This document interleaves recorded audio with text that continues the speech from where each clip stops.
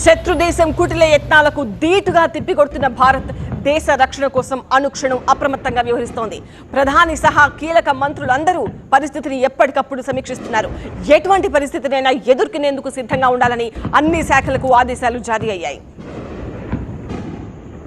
భారత్ పాక్ మధ్య యుద్ధ మేఘాలు ఆవరించిన వేళ ప్రధాని మోదీ నిత్యం త్రివిధ దళాలతో సమావేశమవుతూ పరిస్థితిని ఎప్పటికప్పుడు సమీక్షిస్తున్నారు. త్రివిధ దళాధిపతులు సిడిఎస్ అనిల్ చౌహాన్, రక్షణ మంత్రి రాజ్నాథ్ సింగ్, ఎన్ఎస్ఏ అజిత్ ధోవల్తో ఆయన సమావేశమయ్యారు. ప్రభుత్వ, ప్రైవేటు బ్యాంకులు, ఇన్సూరెన్స్ కంపెనీల ఉన్నతాధికారులతో ఆర్థిక మంత్రి నిర్మలా సీతారామన్ సమావేశమయ్యారు. బ్యాంకింగ్ రంగ నిర్వహణ, సైబర్ సెక్యూరిటీ సన్నద్ధతను సమీక్షించారు. బ్యాంకులు అప్రమత్తంగా ఉండాలని, ఎలాంటి పరిస్థితి ఎదురైనా బ్యాంకింగ్ సేవలకు అంతరాయం కలగకుండా చూసుకోవాలని సూచించారు. సైబర్ సెక్యూరిటీ వ్యవస్థలు, డేటా సెంటర్లను క్రమం తప్పకుండా ఆడిట్ చేయాలని తెలిపారు. రక్షణ మంత్రి రాజ్నాథ్ సింగ్ కూడా పరిస్థితిని సమీక్షించారు. దేశ పశ్చిమ సరిహద్దులో భద్రతా పరిస్థితిని సమీక్షించడంతో పాటు యుద్ధ సన్నద్ధతను పరిశీలించారు. ఇందులో త్రివిధ దళాధిపతులతో పాటు సిడిఎస్ అనిల్ చౌహాన్, రక్షణ శాఖ కార్యదర్శి రాజేష్ కుమార్ సింగ్ కూడా పాల్గొన్నారు. సరిహద్దు రాష్ట్రాల్లో పరిస్థితిని, దేశంలోని పరిస్థితిని కేంద్ర హోంమంత్రి అమిత్ షా సమీక్షించారు.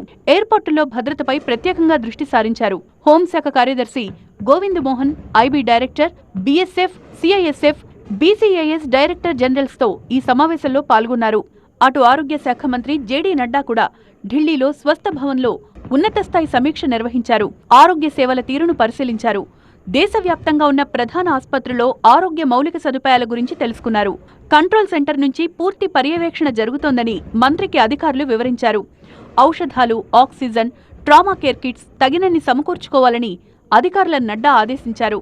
దేశంలో ఆహార నిల్వలు సమృద్ధిగా ఉన్నాయని, ఎటువంటి ఆందోళన చెందాల్సిన అవసరం లేదని కేంద్ర వ్యవసాయ శాఖ మంత్రి శివరాజ్ సింగ్ చౌహాన్ తెలిపారు.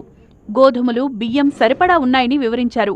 యుద్ధం నేపథ్యంలో ఆయన ఆహార నిల్వలపై ఢిల్లీలో సమీక్ష నిర్వహించారు. సైనికులు సరిహద్దుల్లో ఉంటే శాస్త్రవేత్తలు, రైతులు పొలాల్లో ఉన్నారని తెలిపారు. సైన్యానికి సాయపడేందుకు All India Motor Transport Congress ముందుకొచ్చింది. మధ్యప్రదేశ్లో రిజిస్టర్ అయిన 7.5 లక్షల ట్రక్కులను సైన్యానికి అందించేందుకు సిద్ధమని ప్రకటించింది. ఈ మేరకు ప్రధాని మోదీకి ఆ సంస్థ లేఖ రాసింది.